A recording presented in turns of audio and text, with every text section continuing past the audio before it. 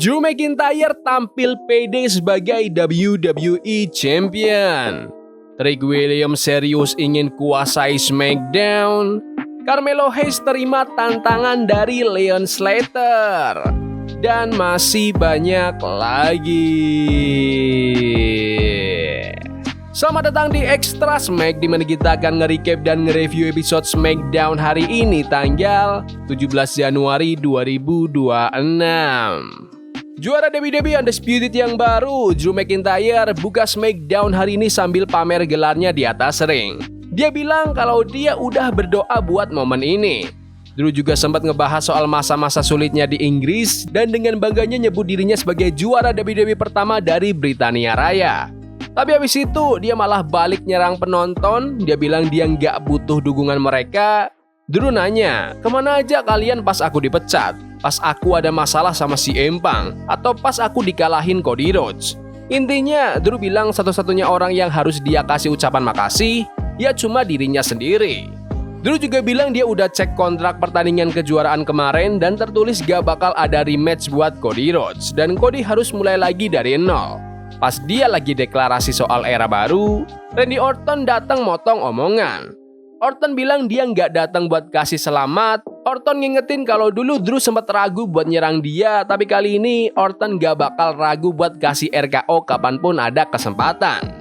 Tiba-tiba Jake Fatu muncul dan langsung ngelabrak Drew sampai dorong dia jatuh. Pas Orton lagi mantau situasi, The Miz tiba-tiba nyerang Orton dari belakang pakai skull crushing finale. Miz berdiri sombong di atas Orton dan diumumin kalau mereka berdua bakal tanding di babak kualifikasi habis ini. Pembukaan yang gila menurutku. Perubahan sikap Drew benar-benar kerasa dalam. Angle juara yang merasa paling benar ini masuk akal banget karena dia emang udah frustrasi selama bertahun-tahun. Tapi ya itu resikonya. Kalau nggak dijaga, penonton bisa bosen sama sifat pahitnya ini. Keputusan dia buat gak kasih Cody rematch itu juga berani banget. Tandanya dia emang gak mau main adil. Masuknya Orton langsung bikin level segmen ini naik karena dia ancaman yang pas buat juara yang paranoid kayak Drew. Terus soal Jacob Fatu yang ngedorong Drew, itu sinyal kuat kalau Jacob ini bakal jadi masalah gede, bukan cuma sekedar pelengkap. Langsung ke pertandingan pertama di SmackDown hari ini, pertandingan kualifikasi buat Saturday Night's Main Event antara Randy Orton melawan The Miz. Pertandingan dimulai dengan Orton yang masih emosi gara-gara diserang tadi, aksi mereka sampai keluar ring. Miz sempat pinter ngehindar pas mau dibanting ke meja komentator, malah dia yang bikin Orton nabrak meja itu. Tapi nggak lama, Orton balik megang kendali dan banting Miz berkali-kali ke meja sebelum balik lagi ke ring. Orton sempat mau ngelakuin draping DDT dan kasih kode buat RKO, tapi Miz berhasil balikan keadaan lewat skull crushing finale. Hampir aja bikin dia menang. The Miz nyoba nyerang lagi, tapi Orton pintar cari celah, nge-counter roll up dan langsung disikat pakai RKO untuk memenangkan pertandingan. Pertandingan ini durasinya pas banget, nggak kepanjangan. Tujuannya juga jelas buat naruh Orton lagi di posisi atas sebagai ancaman utama. Kemenangan Orton ini kayak tanda dari WWE kalau mereka lagi nyiapin penantang kelas berat buat Drew. Feelingku sih Orton bakal dapat satu kali lagi masa kejayaan sebelum suasananya makin kacau. Di backstage, Drew McIntyre ketemu sama Ilya Dragunov. Dragunov bilang dia lagi fokus buat ngalahin Sami Zayn biar makin deket sama gelar WWE. Drew cuma jawab kalau dia juga nggak sabar buat lawan Dragunov. Terus ada video singkat dari The Wyatt Six, Uncle Howdy ngomong soal tujuan mereka dan bilang mereka nggak bakal tenang sampai apa yang diambil dari mereka balik ke tempat yang seharusnya. Masih di belakang panggung, Alexa Bliss nanya apakah minggu kemarin Charlotte itu sakit beneran. Charlotte bilang dia emang sakit beneran. Akhirnya mereka pun baikan dan saling percaya. Tapi pas Alexa pergi, Nia Jax sama Les Legend nyamperin Charlotte dan ngejekin Alexa. Charlotte gak peduli dan langsung cabut, bikin Nia Jax kesel dan bilang kalau Charlotte bakal nyesel nantinya. Lanjut ke pertandingan antara Charlotte Flair dan Alexa Bliss lawan Julia dan Kiana James. Match dibuka sama Alexa dan Kiana. Alexa sempat dominan di awal, tapi Kiana berhasil balikin keadaan. Charlotte masuk dan sempat pegang kendali sebelum akhirnya Julia masuk.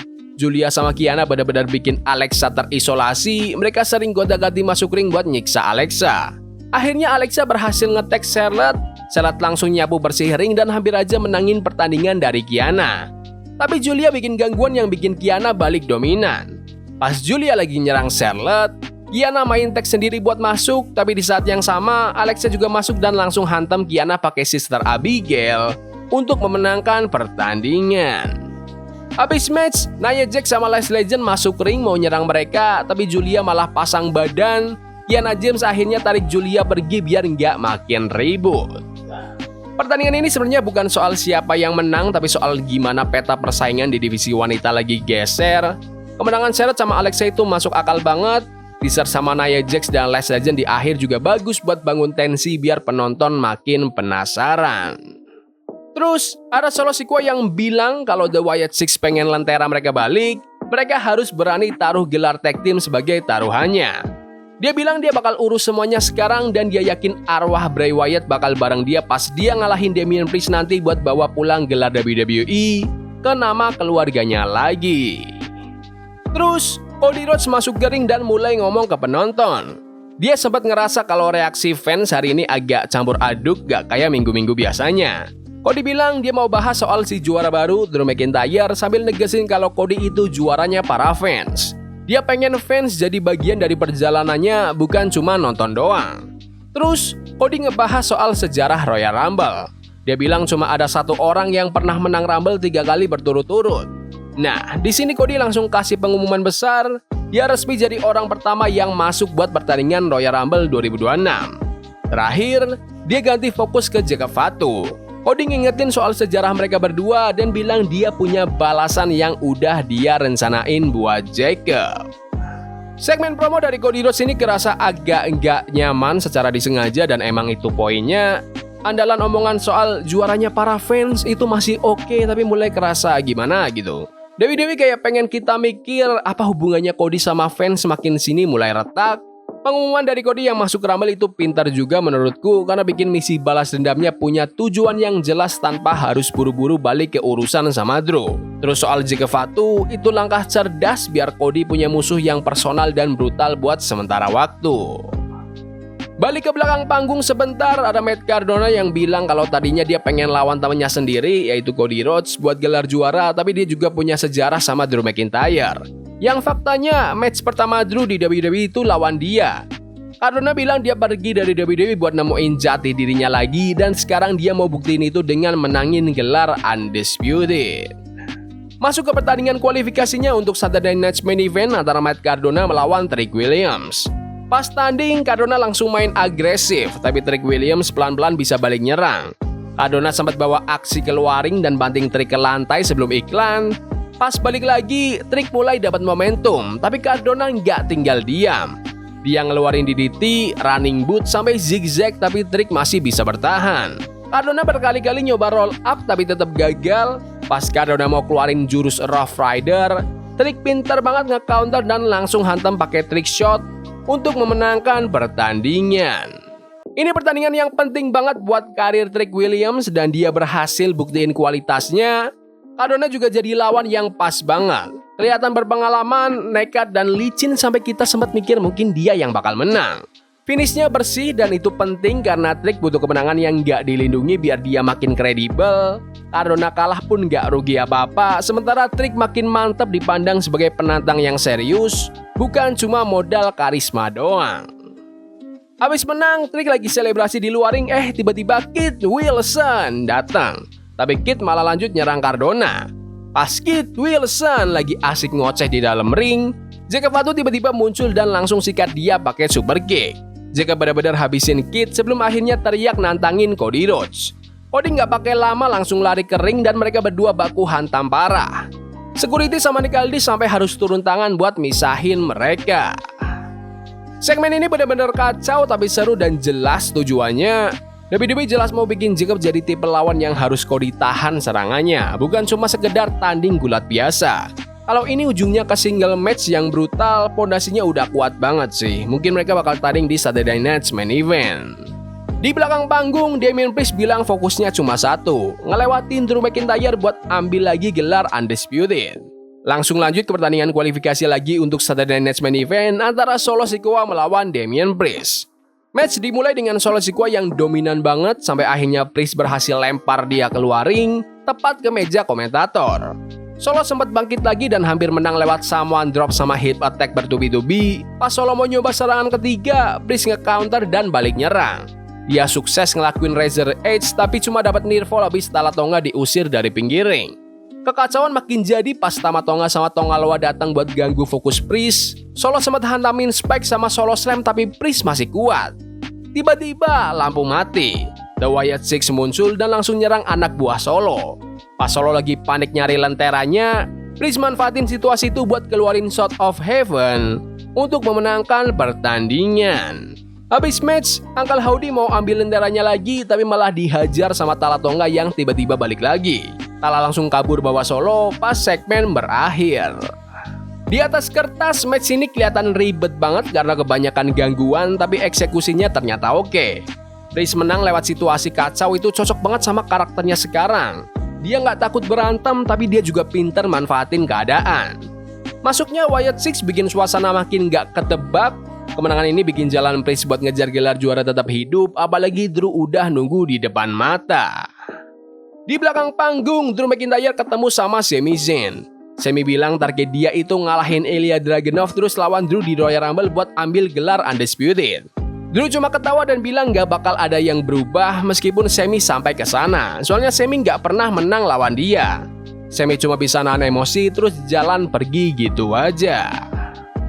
Carmelo Hayes muncul di ring dan nantang siapapun yang berani buat ambil gelar United States Championship. Gak disangka yang datang malah juara TNA X Division Leon Slater. Pertandingannya benar-benar seru. Keduanya saling tukar serangan dan hampir aja dapat hitungan 3 berkali-kali.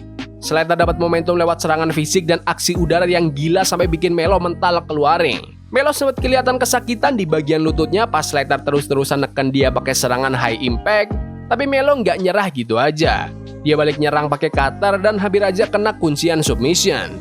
Pas momen krusial, Slater nyaris aja menangin gelar itu, tapi Melo pinter manfaatin celah. Daratin first 48 terus lanjut pakai avalanche cutter dari pojok ring untuk memenangkan pertandingan. Ini nih cara yang bagus buat pamerin bintang dari promosi lain tanpa bikin juara kita kelihatan lemah. Leon Slater benar-benar kelihatan selevel di sana. Keputusan Melo menang bersih tapi setelah selamat dari serangan mautnya Slater itu tepat banget. Slater jadi kelihatan jago dan Melo tetap punya aura juara yang gak takut tantangan. Kalau Slater nggak ditarik lagi ke WWE abis ini, asli sih bakal rugi banget. Abis match, Shinsuke Nakamura kelihatan lagi mantau dari belakang panggung, terus Tamatonga nyamperin dan ngelerek Nakamura karena gagal dapat kesempatan buat gelar US Championship. Tama bilang dia punya rencana sendiri pas tim MFT menangin gelar tag team nanti. Nakamura cuma nanggepin cuek terus pergi gitu aja. Di tempat lain, Axiom lagi adu mulut sama Johnny Gargano dan Candice LeRae. Tiba-tiba ada sosok bertopeng kedua yang nyerang Gargano. Pas topengnya dibuka, ternyata itu Nathan Frazer. Mereka berdua pun ancam Gargano buat balikin topengnya Axiom. Terus, ada video yang ngumumin kalau Monster Obafemi bakal segera datang ke main roster. Lanjut ke pertandingan antara Jordynne Grace melawan Chelsea Green sementara Jade Cargill udah nunggu sambil mantau. Jordynne benar-benar dominasi awal match pakai kekuatannya yang luar biasa. Chelsea sempat bisa balik nyerang dikit gara-gara bantuan Alba Fire yang gangguin wasit, tapi Jordynne gak butuh waktu lama buat pegang kendali lagi. Dia benar-benar ngebully Chelsea dan hajar pakai direct effect untuk memenangkan pertandingan. Habis itu, Jordynne langsung ngomong ke arah Jade Cargill. Dia bilang dia harap Jade ngelihat apa yang bakal nimpa dia nanti. Jade langsung naik ke pinggir ring buat konfrontasi. Pas Chelsea Green coba nyerang Jordynne dari belakang, Jordynne menghindar sampai Chelsea malah nabrak Jade. Jordynne ambil sabuk juaranya dan adu pandang sama Jade pas segmen ini berakhir. Pertandingan ini emang gak dirancang buat kompetitif dan itu benar. Jordynne Grace ngebulldozer Chelsea itu buat buktiin kalau dia gak datang buat main-main. Momen adu pandang sama Jade Cargill itu jauh lebih mahal daripada matchnya sendiri. Ini bukan lagi soal rebutan gelar biasa, tapi lebih ke arah bentrokan dua kekuatan besar yang emang udah disimpan lama sama WWE. Balik ke belakang panggung, Trick Williams lagi bahas soal pertandingan Fatal 4-Way nanti di Saturday Night's Main Event. Damian Priest datang motong omongan dan nantang Trick buat tanding di SmackDown minggu depan. Trick pun setuju. Waktunya main event. Pertandingan kualifikasi antara Sami Zayn melawan Ilya Dragunov. Semi sama Ilya langsung baku hantam dari awal. Ilya sempat dominan duluan, tapi Semi balas lewat nearfall yang gak terduga. Mereka berdua bahkan saling tukar German suplex. Tensi makin tinggi pas mereka berdua jatuh barengan habis ngelakuin superplex sebelum jeda iklan. Pas lanjut lagi, Ilya makin beringas. Dia ngeluarin double leg drop yang hampir aja bikin Semi kalah. Semi pintar banget ngehindar dari H-bomb, terus Ilya dapetin torpedo Moskow yang bikin Semi mental keluar ring. Tapi untungnya mereka berdua bisa balik ke ring sebelum hitungan 10. Ilya sempat kasih power bomb, tapi pas dia lengah, Semi langsung hantam pakai Helluva Kick untuk memenangkan pertandingan. Pas Semi lagi ngerayain kemenangannya, tiba-tiba Trick Williams nyerang dia dari belakang. Trick berdiri sombong di atas Semi pas acara SmackDown hari ini berakhir. Ini kerasa banget kayak main event kelas kakap karena gaya gulatnya yang kasar dan bikin capek nontonnya dalam artian positif. Semi menang bukan karena dia lebih kuat dari Ilya, tapi karena dia pinter manfaatin celah sekecil apapun. Jadi Ilya tetap kelihatan jago. Terus serangan Trick ke Semi itu penutup yang sempurna, dia nyuri momen Semi dan bikin persaingan jadi makin panas. Semi jadi sosok yang didukung fans dan Trick jadi oportunis yang gak peduli soal rasa hormat. Buat Ilya, dia nggak kehilangan kredibilitas kok, dia cuma kehilangan kendali dan itu malah bikin karakternya makin menarik. Oke, episode SmackDown hari ini padat banget dan ambisius tapi sukses karena WWE tahu banget apa yang mau mereka tuju. Ritmenya cepat tapi strukturnya tetap rapi karena fokusnya gantian antara gelar juara dunia, turnamen penantang, sampai perkembangan karakter. Kalau WWE lagi percaya diri, ya begini hasilnya. Mereka nanam benih cerita baru daripada maksa buru-buru selesaiin cerita lama. Tapi ya tetap, WWE harus segera kasih jawaban dari teori-teori ini biar penonton gak bosan nunggu. Secara keseluruhan, ini episode yang kuat, fokus ke cerita dan mentingin momentum. Gak sempurna banget sih, tapi benar-benar berani dan punya visi ke depan. Tapi menurut kalian gimana SmackDown hari ini? Bagus? Gak bagus? Komen di kolom komentar. Ya udah gitu aja video hari ini. Jangan lupa like dan subscribe ke channel ini karena gue pengen 20.000 subscribers di bulan ini. Tolong bantu. Yes boy. See you. Love is a game we playing Cognito. Forbidden fire on Nico. Bunny for love we can hold. I wish we were